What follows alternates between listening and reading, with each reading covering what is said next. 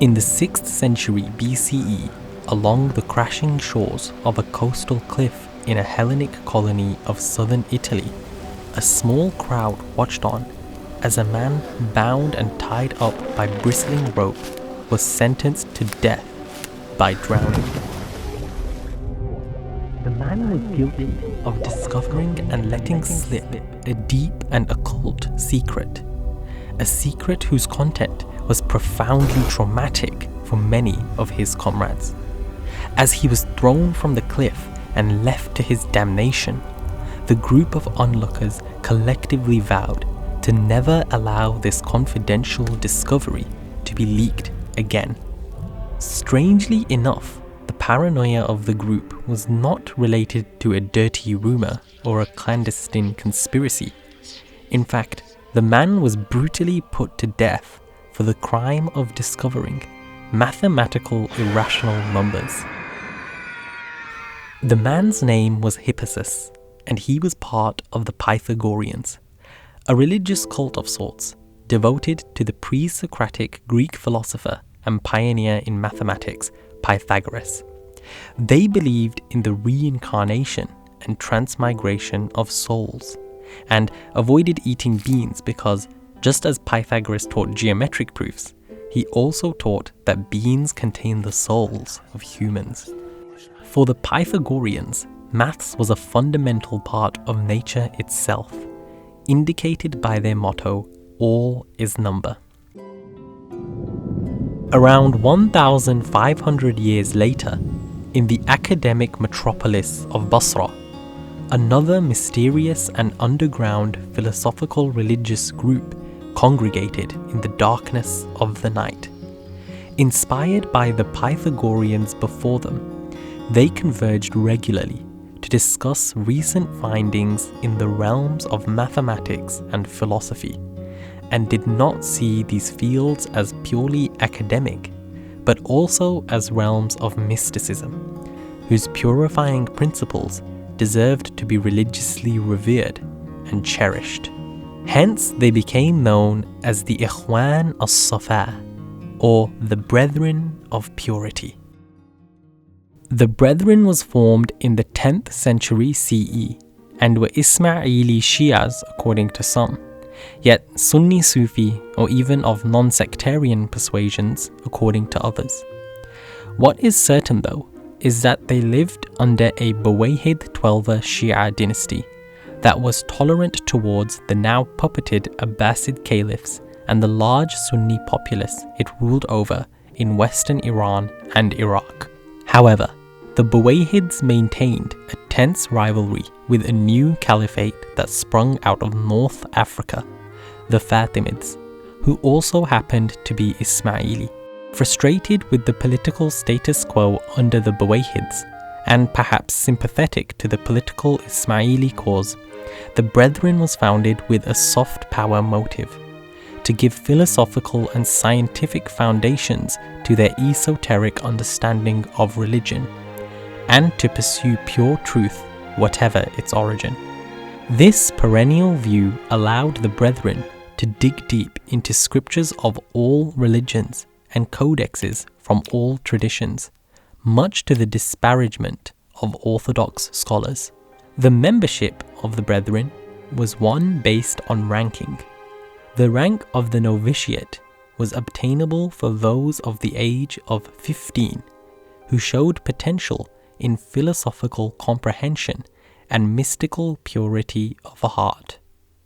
The rank of leadership was for those over the age of 30 who were astute and showed competence in public management responsibilities. The magistracy was open to members of the age of 40 who held knowledge of and were assisted practically by divine law. Finally, the highest rank was the prophetic or angelic rank, those who had achieved visual consciousness of the scientific and philosophical exoteric truth, and the spiritual esoteric truth. However, the exact members of the Brethren are still unknown. Once every 12 days, the Brethren met at private locations at particular fixed times, where they engaged in deep discussion and shared new findings within fields such as psychology, mathematics, science, and theology. It was from these insightful meetings the famous encyclopedic work, which would be read by thinkers from Ibn Sina to Ibn Taymiyyah, the Rasail Ikhwan as-Safa, or the Epistles of the Brethren of Purity, would emerge. In true Neo-Pythagorean fashion, the Brethren believed mathematics was the one field that underpinned the universe as a whole, the fount of knowledge. This was for both the physical realm of the universe as well as the spiritual.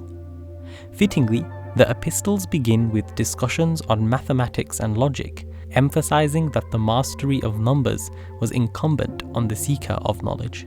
Since all properties of the universe, including our own human properties, could be brought down to a number, the Brethren believed comprehending mathematics was essential for one to comprehend themselves. And they keenly referenced the prophetic quote, "He who understands himself understands his Lord." For the Brethren, numbers also possessed physical and metaphysical properties. For example, the number 1 was for them the simplest term, physically indivisible, and from which all multiplication arises. Therefore, the number 1 was the most fundamental of all numbers. The number 4 was also noteworthy. It represented the quadruple nature of reality, the creator or God, the intellect, the soul, and matter, as well as the 4 seasons, the 4 elements, and 4 humours. After the exposition of mathematics and logic, the epistles move on to the physical and psychological sciences, and finally end on juridical theological questions.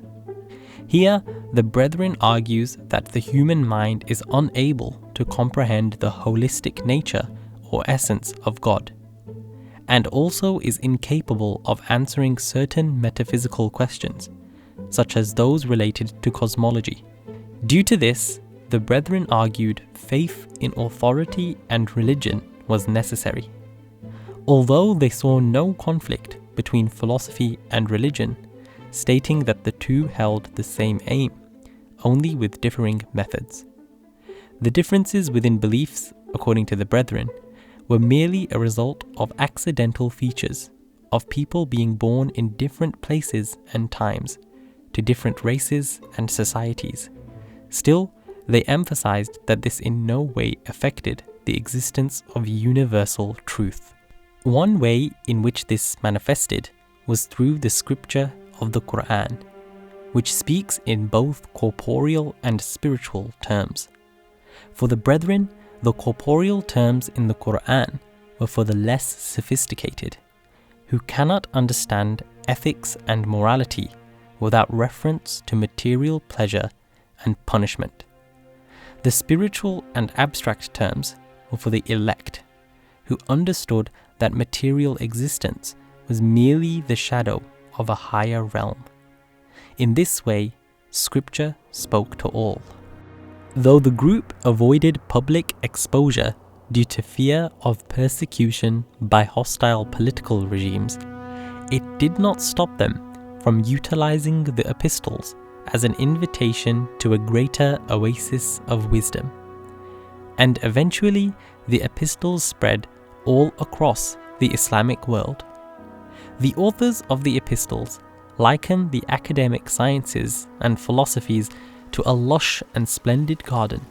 The owner invites guests to relax and recline in the garden, to eat from it and enjoy its shade from the blistering sun of the Levant.